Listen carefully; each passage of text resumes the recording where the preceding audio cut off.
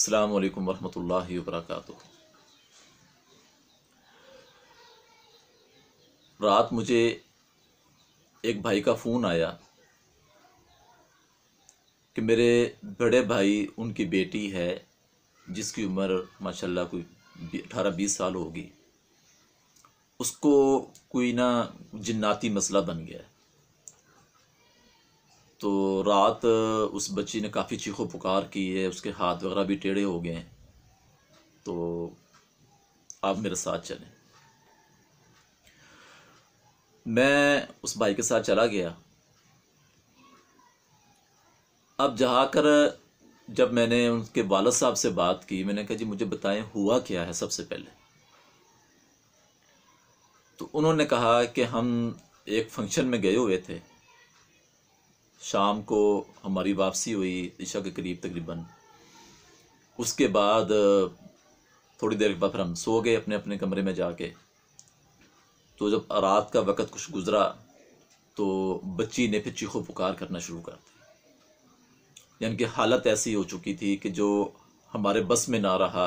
हमने बच्ची को पकड़ा, उसने काफ़ी चीखो पुकार की, उसके हाथ पाँव भी जो ना वो मुड़ गए। तो बकायदा फिर वो उसके बाप ने कहा कि ने समझा कि इसके ऊपर जिन्नात का मसला बन गया है। तो फिर मैंने गुफ्तगू करना शुरू कर दी कि हमें छोड़ दो, हमें माफ़ कर दो, हम ये हैं। इस तरह के मामलात होने शुरू हो गए। अब इस तरह के केस पहले भी मेरे पास आए।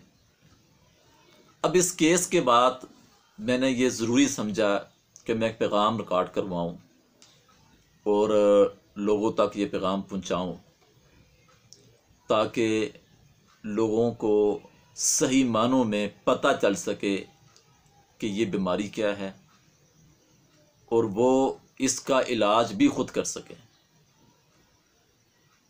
वो इसलिए ताकि किसी भी घर में किसी भी वक्त बड़ा हो या छोटा हो, जिसके साथ भी इस तरह का मसला बने, वो परेशान ना हो, वो अपना इलाज या अपने बहन भाई बच्चों का इलाज खुद कर सके।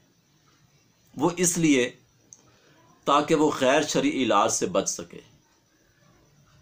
जहाँ पर यह तवीज़ धागा छल्ला कड़े का मामला किया जाता है और उनके पास बेचारों के पास कुछ अल्फाज नहीं हैं माँ सिवाय सिर्फ ये कि इसके ऊपर असेब आ गया है, जादू हो गया, जिन्नात हो गया, जो कि इस बच्ची के साथ भी हो चुका है। अब ये बीमारी ऐसी बीमारी है कि जिसको हम मुआशरे के अंदर बहुत मामूली समझते हैं, जबकि ये ऐसी बीमारी है कि इसके बारे में इमामुल अंबिया ने बड़ी वजाहत बयान की। हदीस नंबर 1 चंद हदीसें बयान करता हूँ कि रसूलुल्लाह सल्लल्लाहु अलैहि वसल्लम फरमाया, अल आइनुल हक, नज़र का लगना हक है।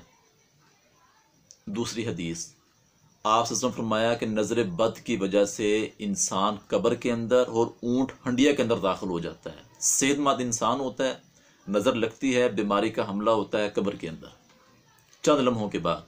इसी तरह तंदुरुस्त ऊँट है, नज़र लगती है, ज़मीन पर गिरता है, उसको ज़िबा किया जाता है, चंद लम्हों के बाद उसका गोश्त बनाकर हंडिया के अंदर।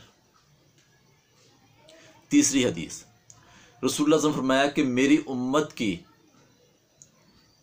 अक्सर जो है ना वो तादाद नज़र बद की वजह से होगी। अक्सर तादाद जो मरेगी, जो मौत का शिकार होगी, वो नज़र बद की वजह से होगी। फिर सही बुखारी की हदीस है, नज़र अल्लाह के नबी ने फरमाया कि जिन्नात की भी लगती है। रसूलुल्लाह सल्लल्लाहु अलैहि वसल्लम एक दफ़ा घर आए, उम्मे सलमा रज़ी अल्लाह तआला अन्हा बैठी हुई थी, आपके पास एक ग़ुलाम लूंडी बैठी हुई थी। आपसे फरमाया, आली जहाद किताबिल्लाह, इसको अल्लाह की किताब से दम करो।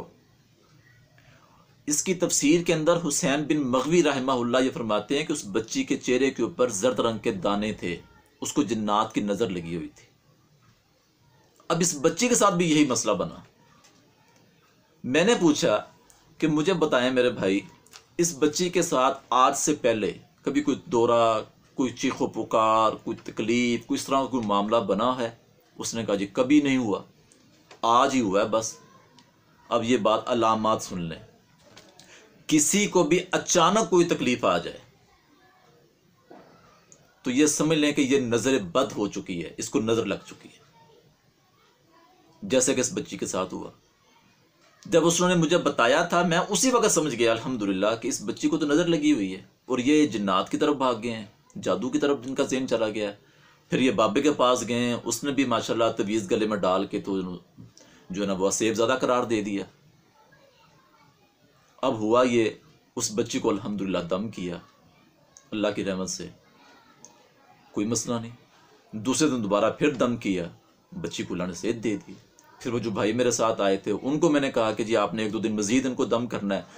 उन्होंने दम किया, कोई चीखो पुकार नहीं, कोई तकलीफ़ नहीं, कोई मसला नहीं। अल्हम्दुलिल्लाह वो बहन, वो हमारी बेटी जो है ना बिल्कुल ठीक है माशाल्लाह। तो ये बात ज़हन में बैठा लें कि जिसके साथ जादू और जिन्नात का इशू होगा वो रूटीन से किसी न किसी बीमारी में, किसी न किसी तकलीफ़ में वो मरीज़ रहेगा, जिसका उसको भी अंदाज़ा होगा, फैमिली को भी अंदाज़ा होगा। चाहे वो रात के ख्वाब हैं, रात की नींद का डिस्टर्ब हो जाना है, गुस्सा आ जाना है, फिर इसी तरह किसी मखसूस वक़्त के अंदर किसी तकलीफ़ का महसूस करना है, ये चीज़ है। नज़र का जो मामला है ये बात ज़हन में बैठा लें, ये अचानक कोई तकलीफ़ आएगी, ठीक है। आप रात फंक्शन पे गए, सो गए, सुबह को टाइम उठे हैं, बुखार हो गया, मूवमेंट शुरू हो गई, या और कोई बीमारी का हमला हो गया, तो ये ज़हन में बैठा लें कि ये इसको नज़र लग चुकी है। किसी बाबे के पास जाने की ज़रूरत नहीं है, वो दिन है या रात है। करना क्या है, अपने ज़हन को फ्रेश रख लें। मरीज़ की हालत किसी तरह की भी है, चाहे वो चीखो पुकार कर रहा है, चाहे उसके हाथ पांव टर्न हो चुके हैं, मुड़ चुके हैं, वो बहकी बहकी बातें कर रहा है, वो इस तरह की आवाज़ें निकाल रहा है कि जैसे आप समझे कि इसके अंदर बड़ी कोई चीज़ आ चुकी है, इसके अंदर बड़ा ज़ोर आ चुका है, बिल्कुल परेशान मत हो। करना यह है कि सूरह फलक और नास, बस इन दोनों सूरतों को पढ़ के आपने दम करना है। 7 दफ़ा पढ़ लें, 11 दफ़ा पढ़ लें, पानी पे दम करके पानी पिलाएं, उससे उसको छींटे मारें। दूसरा हल, घर का कोई फ़र्द वज़ू करे, उस वज़ू वाले पानी को खाली बर्तन में जमा कर ले और उस मरीज़ के जिस्म के ऊपर पानी को बहा दे।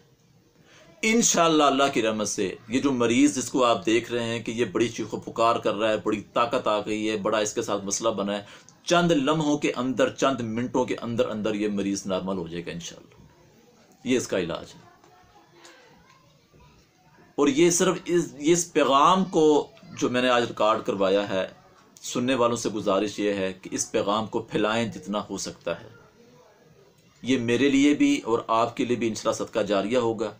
दूसरे नंबर के ऊपर यह है कि लोगों की इस्लाह हो जाएगी कि कम से कम अगर किसी के साथ इस तरह का मामला बनता है तो वो खुद इलाज कर सकेंगे, वो परेशान नहीं होंगे, वो भागेंगे नहीं, ठीक है। और जो इलाज है वो भी मैंने अल्हम्दुलिल्लाह आपको बता दिया है। यकीन के साथ सूरह फलक और सूरह नास 7-7 या 11-11 बार पढ़ के दम करें, मरीज़ पे पानी पर दम करके पानी पिलाएं, पानी से छींटे लगाएं, फिर घर का कोई फ़र्द वज़ू करे, वज़ू वाला पानी खाली बर्तन में जमा करके उस मरीज़ के जिस्म के ऊपर बहाए, फिर बेशक मरीज़ दूसरे पानी से नहा के बाहर आ जाए वाशरूम से। तो ये अमल 2 से 3 दिन रेगुलर कर लें, इंशाअल्लाह अल्लाह की रहमत से आप देखेंगे कि वाकई अल्लाह ने अपनी रहमत कर दी है। हमारी सोच क्या थी, ठीक है, ये हमें किसी ने गलत गाइड कर दिया था कि आपके साथ या आपके मरीज़ के साथ या आपके बच्चे के साथ तो जिन्नाती मसला है या सेब मसला है या इसके अंदर जिन्न आ चुके हैं। लेकिन अल्हम्दुलिल्लाह हमने तो कोई सूरत बकरा नहीं पढ़ी, कोई सूरत यासीन नहीं पढ़ी, हमने तो कुछ भी नहीं किया। ये मामूल कि ना छोटी सी 2 सूरतें जो है ना वो हमने पढ़ी हैं और ये जो है ना वो सुन्नत वाला अमल हमने किया है, तो अल्लाह ने अपनी रहमत की है। हमारा बच्चा, हमारी बहन, हमारी बेटी जो है ना वो अल्हम्दुलिल्लाह अल्लाह ने उसको शिफा दे दी है। तो अल्लाह से दुआ है अल्लाह हमें सही मानों में कुरान और सुन्नत की रोशनी में अमल करने वाला बना दे। व आखिर दावाना अल्हम्दुलिल्लाहि रब्बिल आलमीन।